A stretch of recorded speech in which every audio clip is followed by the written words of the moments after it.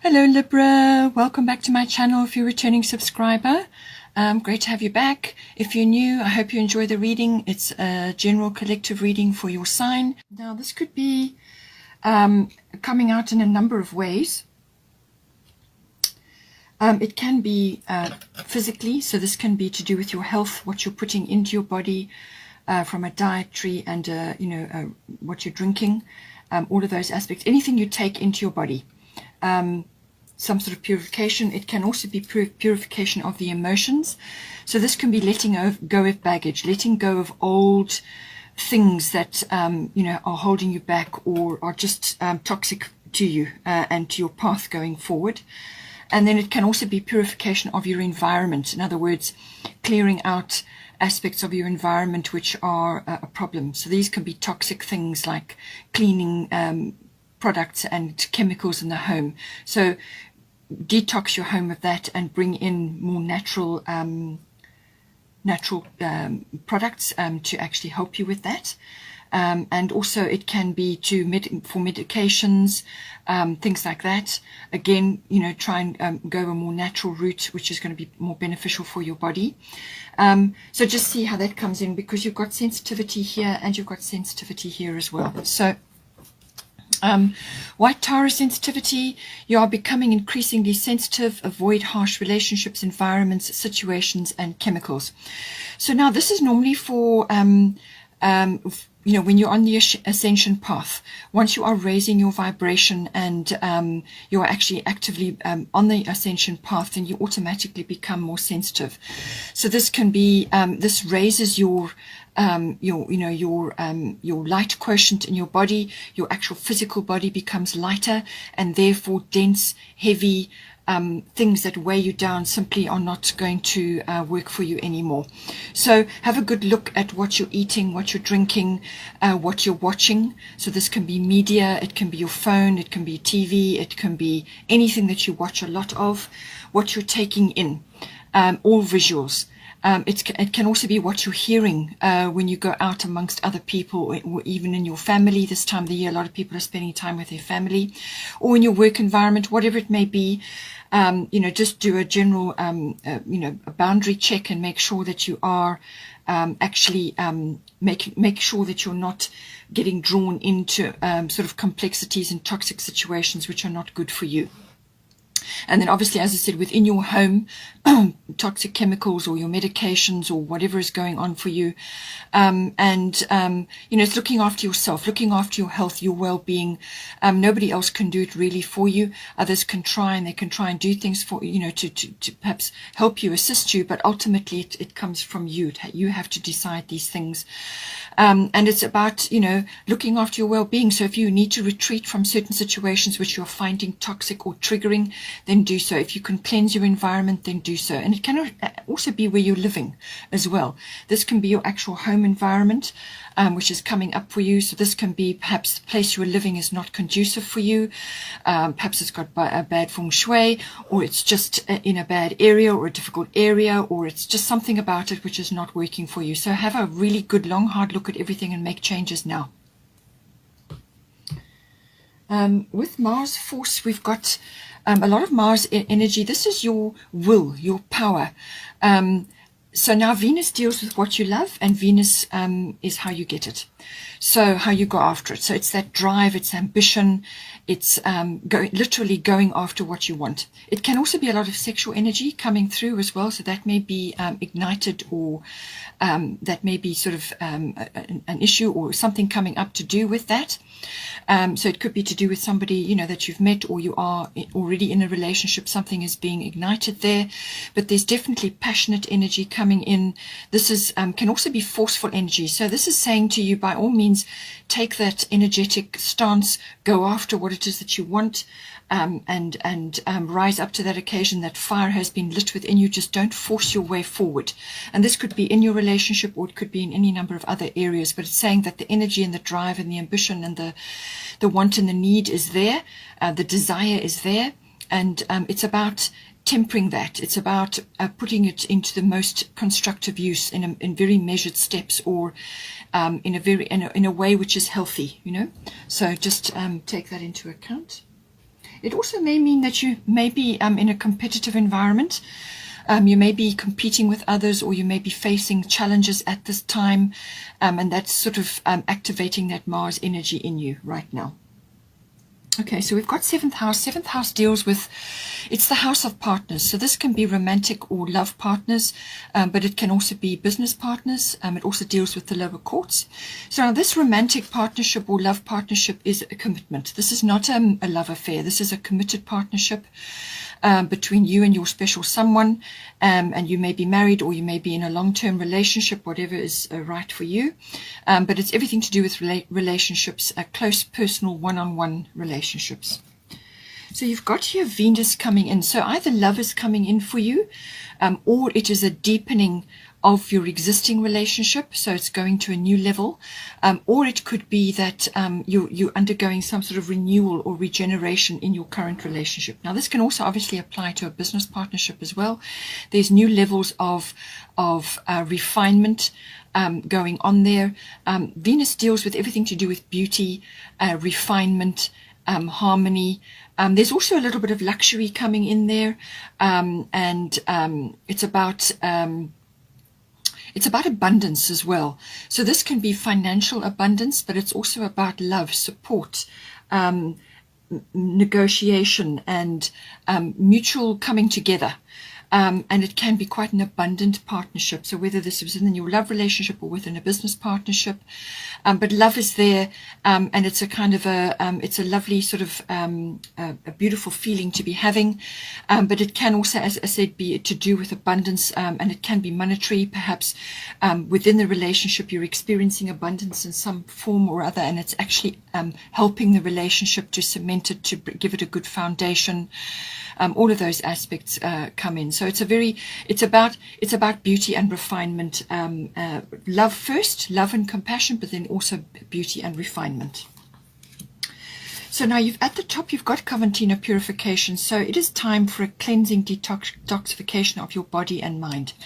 So this is saying to you that whatever is going on in this house, by the way, Venus loves sweet things. Loves sweet things, luxuries, overindulgence, things like that.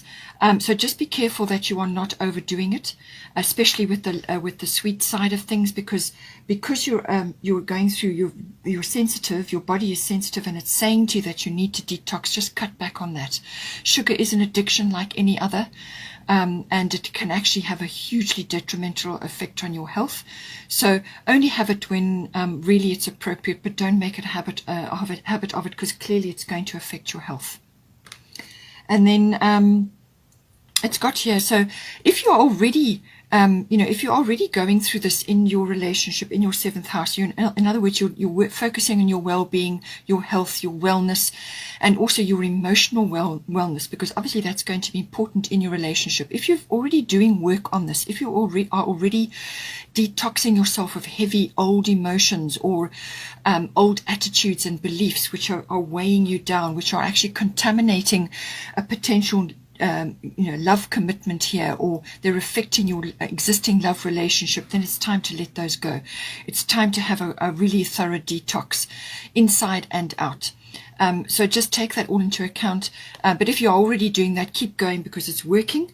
It's going to be bringing the love in for you, and it's going to bring about this renewal or this regeneration for you. So that's good things coming in, refinement and taking things to a new level. But if you're only just starting on this journey with this wellness and the detoxification, then keep going, because it's very important that you do this. It's going to help you and your relationship tremendously.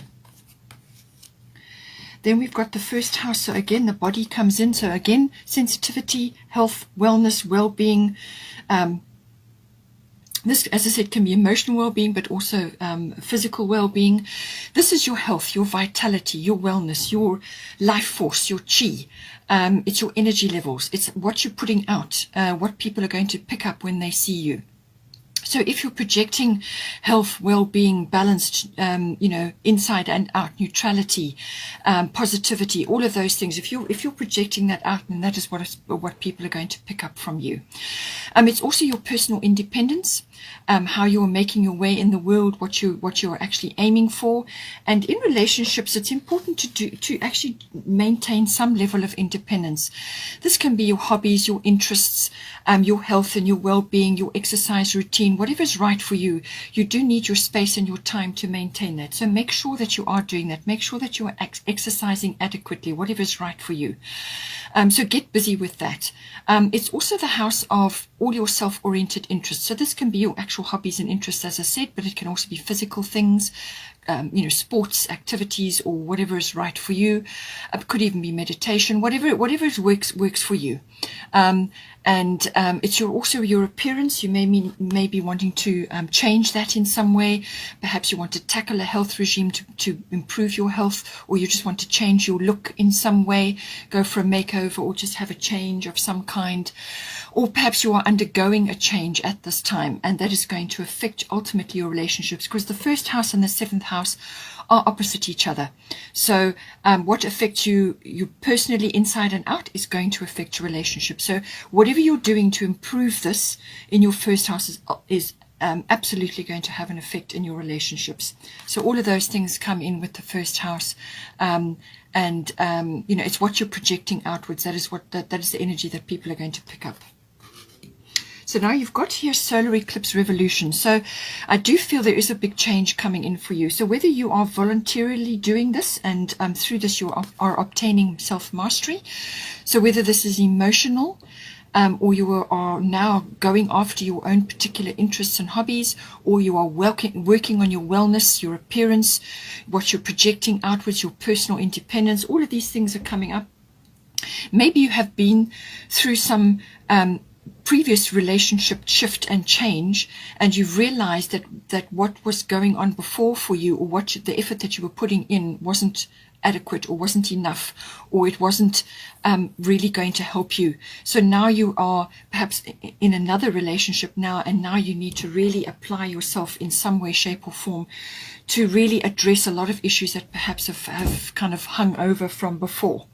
So this is a revolution of some kind. This can be a complete rearrangement of your world. It depends on the level of this within you and without. So it could be a voluntary changes that you're making. You may have to dive in and fix, change, or create something. And when you do that, you're going to make it much better on the other side of it. Or some shift could descend upon you. It could be really a turning point, an epiphany, or some kind of major rearrangement in your life. It just descends on you, a surprise or even a shock. Something comes to you. It could very well be health related as well. Some kind of issue appears, and this is always to push you in the right direction, to push you on your right path. Or it could be just a life path change of some kind. And it's about your personal independence, how you are making your way in the world. So solar eclipse, it's an abrupt change. It comes quickly upon you, or you could be voluntarily doing this. And this is self-mastery. This is about actually, opening your attitude and being and welcoming the changes that you need to make. Because when you do that, then the transition is much smoother. So some sort of rearrangement, some sort of change, surprise. It normally affects relationships, jobs, or where you're living, so like relocation. So all of those factors could be coming in for you at this time. And it's saying to you, Hathor is receptivity. Allow yourself to receive. This will increase your intuition, energy, and ability to give to others. So this is about opening up to your feminine side. We all have feminine and masculine within us. We have to balance both. So this is about dipping into your feminine side to be open to receiving.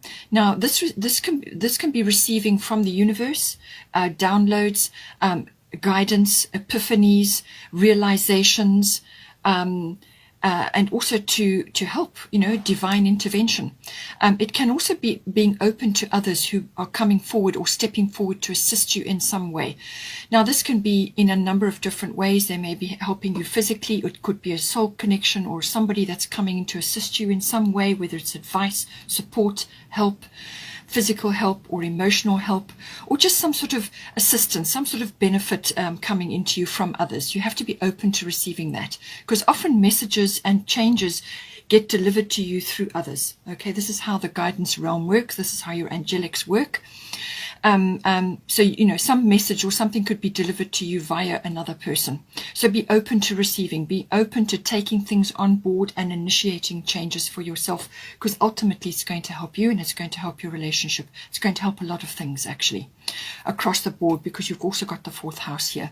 You are sensitive. You do need to detox. You do need to change things up in your environment, and quite dramatically by the look of things with solar eclipse there. So a big change, a big shift coming in for you. You need to do this to rearrange your life, to bring in the new things, to bring in the better, the best that you can for yourself. There's also quite a bit of nurturing going on. So this is about self-love. It's also about nurturing. You may be nurturing children at this time or involved with children at this time. It's about nurturing that. You give of your energy, your time, your love to nurture. But make sure that you're doing it from a full cup. You need to be full up. You need to be nurturing and loving yourself and doing things for yourself, because when you build up your self-worth level, then you can give to others from a full cup. You cannot do it from an empty cup. It just won't work. You're going to end up being resentful and be very, very tired. So make sure that you are nurturing yourself, and then you can nurture others as well. All things to do with children may be coming up for you. So this could be birth, it could be conception, birth, or nurturing of your children at this time. All sort of child issues and conception issues may be coming up for you, if that is appropriate for you at this time. But make sure that you are giving to yourself. Be open to receiving. You need to balance receiving and giving. You can't be giving, because again, then you're going from an empty cup. You need to fill your cup up, and you can only do that by receiving love, by receiving support, by receiving help or guidance or divine intervention, whatever it may be. Be open to receiving. Work on your feminine energy. Then we've got 4th house here. This is the house of your actual physical home, so your actual physical structure, but it can also be the atmosphere in the home and the people in your home, what is going on there. It's also the relationship to your family, your roots, your foundation, your ethnic identity, your ancestry. All of these things come in. So whatever was your support foundation, whatever you came from in your life, all comes in with the 4th house. So it looks like some decision needs to be made here, because you've got Gemini, I think. This is analyzing things. This is using mental energy. This is also about multitasking. This is about juggling different things, but this is also being able to look at a great many things at once, and gathering information. This is learning. This is researching. This is using media. This is exchange of ideas with others. This is networking. This is communication. Communication, hugely important with Gemini. It is Gemini's absolute bedrock quality, communication. And it can also be with certain people around you at this time, family members, siblings, things like that, aunts, uncles, cousins, relatives, and so on. Or it could be to communication to a wider audience, but because it's falling in your 4th house, it seems to be family related, at this time. But a decision needs to be made. There's some sort of weighing up. You may have to walk your talk. You may have to really be communicating at this time. Avoid gossip and getting into that. Just walk the high road. Do not get into that. And I say that because you've got sensitivity and you've got purification, Coventina. So stay clear of anything toxic. Stay clear of getting into any kind of arguments, because Gemini can sometimes come across as a bit glib or superficial or kind of argumentative for the sake of it, too wordy. Listening is very, very important. Listen and take in what needs to be said, and be open to receiving as well. Okay, listen before you speak. Pay attention to details.